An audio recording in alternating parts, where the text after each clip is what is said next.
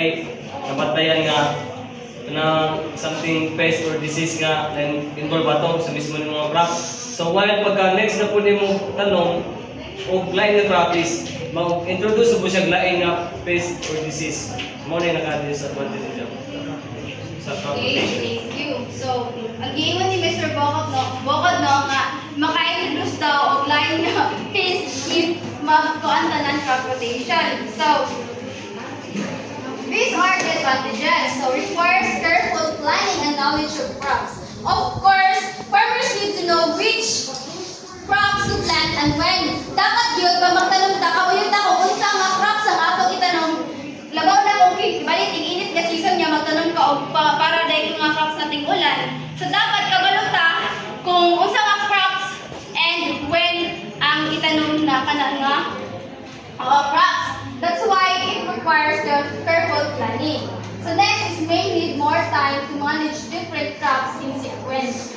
Of course, because crops change every season, farmers need to adjust. Nasabi ba kay lahiman ang practices sa tinguman o sa init nga mga crops.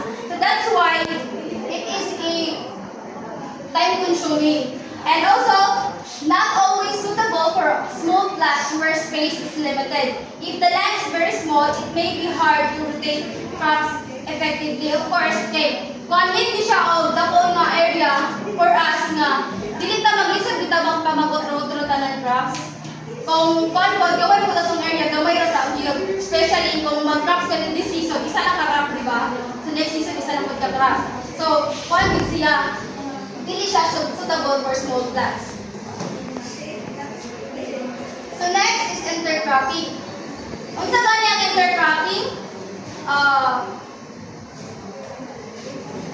Mr. Lambot, what is intercropping?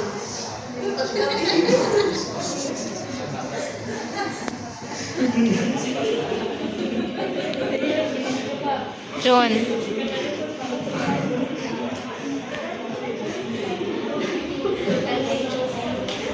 Planting two types of plants. Okay, thank you. So intercropping is planting two or more crops at the same time. So, motigiwan nila gawin na sa ilang sa itong activity na in one field, you planted two crops. So, ang kalahian din sa crop rotation and intercropping, crop rotation is different crops in different season. And sa intercropping, planting different crops but at the same time, sabay sila. So, who can give the advantages of intercropping?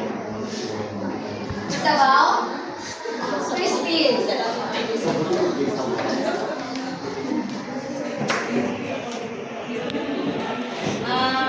Ang advantages niya is kanang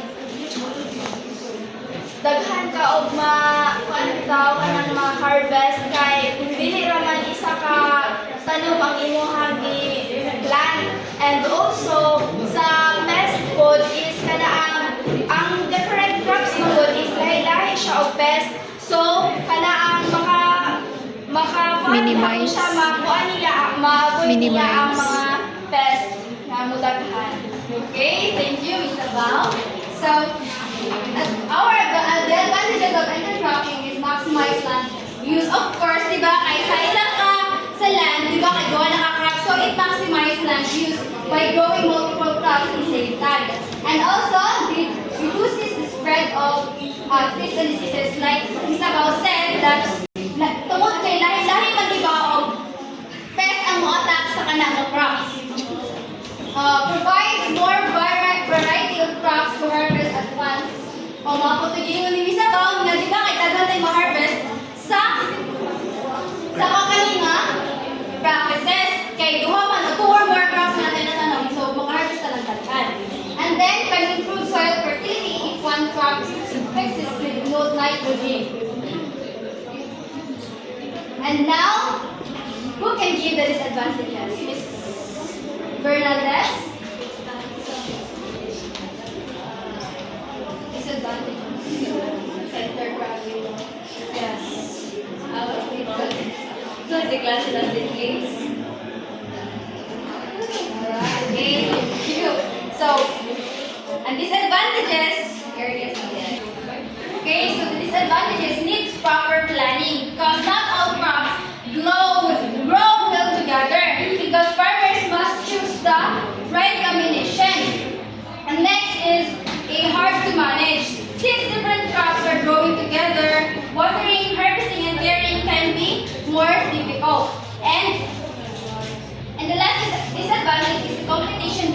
crops. Some plants are competent for sunlight and also some water and nutrients. And that are the disadvantages of intercropping. Unsa gani ang crop rotation? Different crops in different season. Ang intercropping, different crops at the same time. So now, proceed to our activity or application. Title is Be a Farmer. So class will be divided into two groups, which each group will create a simple farm plan using either crop rotation or intercropping. Draw the farm plan clearly, showing the crops and their arrangement. Choose one representative to present your farm plan briefly to the class. You'll have 5 minutes to decide and 3 minutes to present your plan. Diba kaya na may group ba na itong 1 at 2? Mga na lang to. Ano kung kaya ko, ma'am?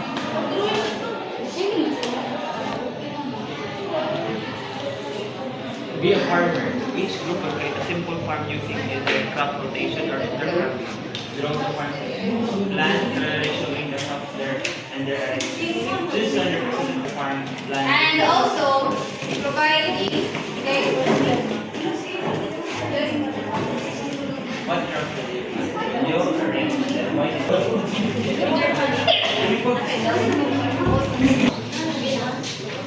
Yun to, ang rubric sa mga ano, ang activities. Sa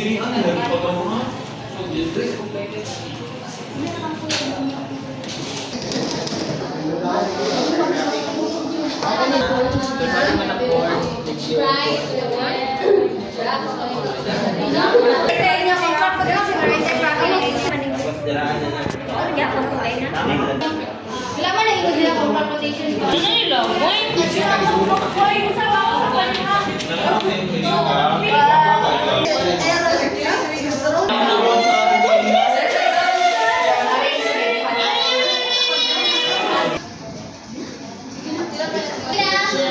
So, group 1, kasi representative ninyo mag-explain sa inyo ang plan.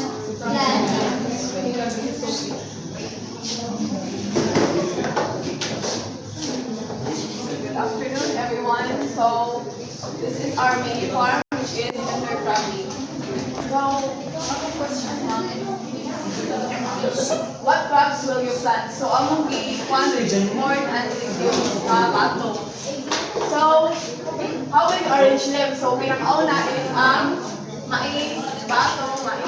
Anak ang mga kwan. So, ano anak man? And then, ano anak ang crop na gipili. So, kung si mais manggod is major siya o nutrients, no? So, si legumes is, which is na suit siya nga nutrients kay hatag, which is ang nitrogen, suit siya kang corn, kay nahanglan man ni corn. So, mauna, ang arrangement is corn, legumes.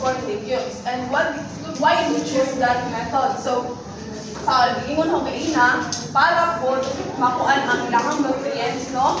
And then, also po, aside from that, ma-reduce ang pest. No? Ang intercropping is maka-reduce sa pest. Kaya kung na siya is dugo ng insect, pero anong isa is dili ba siya, so ma-reduce ang pest. And makakuan po siya sa mga nutrients, mga add-on nutrients. And makakonserve po ang soil health. Thank you. So, let's start. Representative sa group 2. Let's go, Mai.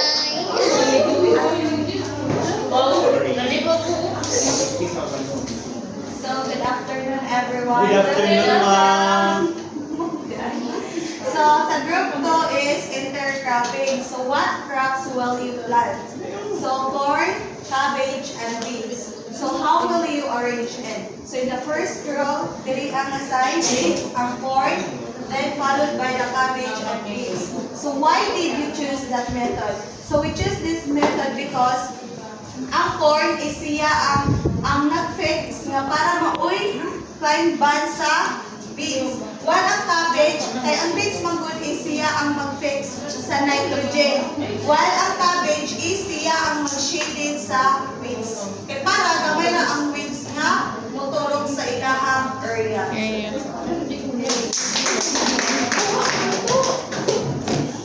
So now, yaran yung score.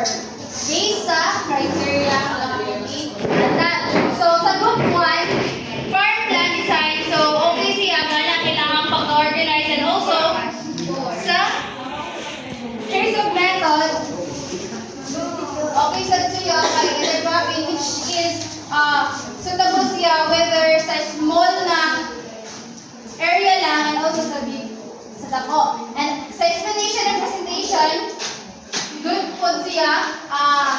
Si Ms. Cadavero, gi-explain ko niya tarong which is ang maize and ang batong na ilahang itanom is can help to improve the nutrients of the soil and also sa pests and diseases.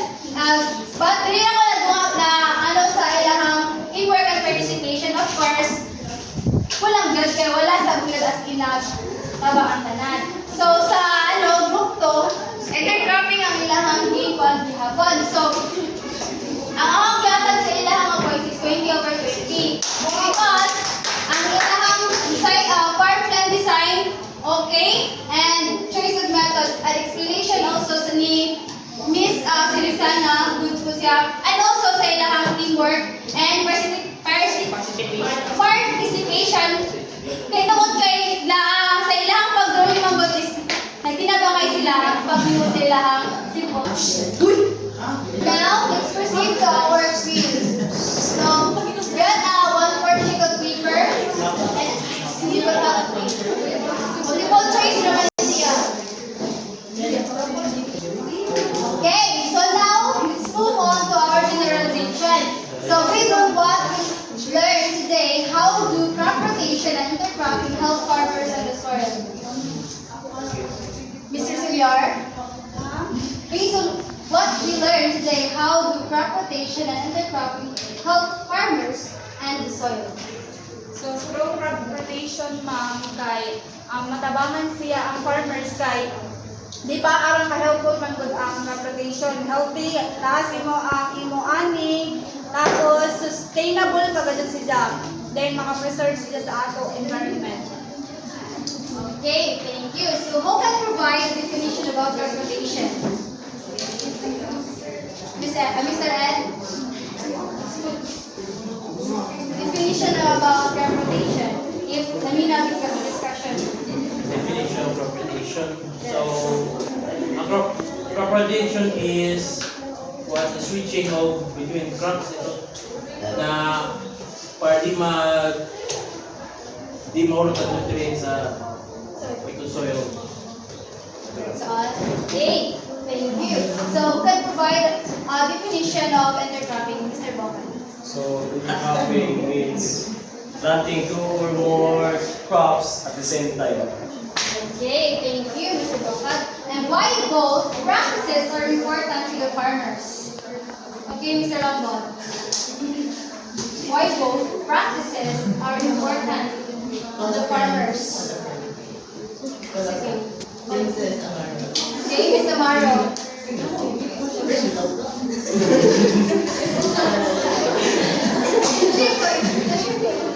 Okay na, Mr. Amaro. So, why both practices are important to the farmers? So, importante dyan yung practices sa mga farmers, especially kung katong farmers na gusto siya o different season bitaw nga magtanong, diba rin itong crop rotation na in every season nailahi ang iyang itanong. And also sa intercropping na practices, important po din sa mga farmers, especially ka ng mga mini farm na kung gusto nila magtanong ng 2 plants or 2 crops, is makatanong sila.